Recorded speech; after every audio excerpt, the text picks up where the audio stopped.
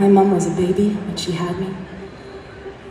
She was alone. She was not lucky enough to have the support of her family or a close-knit community. And when she was a child herself, she was 17.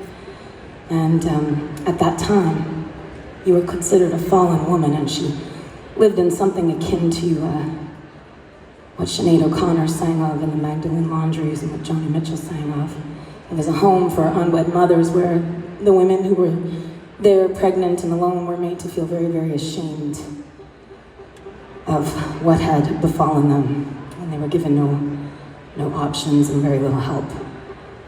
And my mom ended up losing me to Child Protective Services. I was in foster care for several years, and whilst I was there, she was courted and groomed by a man old enough to be her father, old enough to be my grandfather. And that man had grown up in a sundown town in Indiana, in the United States. He was born in 1936. He was taught by his community that people that looked like Ganessa and Megan and me were less than 3/5 of a human being. He was abused by a violent ideology of white supremacy, and then he was abused by a violent family who misinterpreted scripture to mean that they must beat their child if they did not want to spoil them. And they beat him very freely for a very long time. And he paid that forward in every possible way upon my small person for a decade.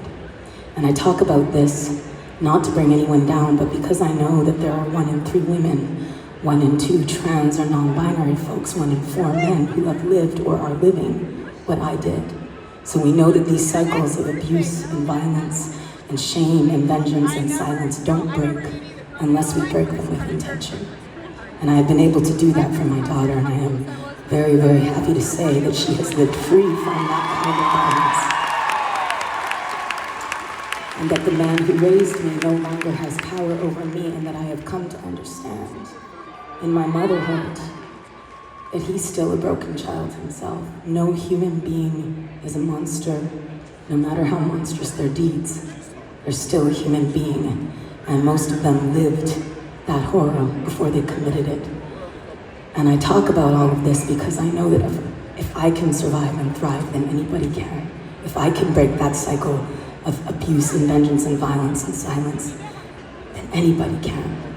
And if I can do it, and we can do it on these individual levels, then we can do it collectively on the macro level. We can do it because it should not be a controversial or partisan statement to state the truth that all children are our children.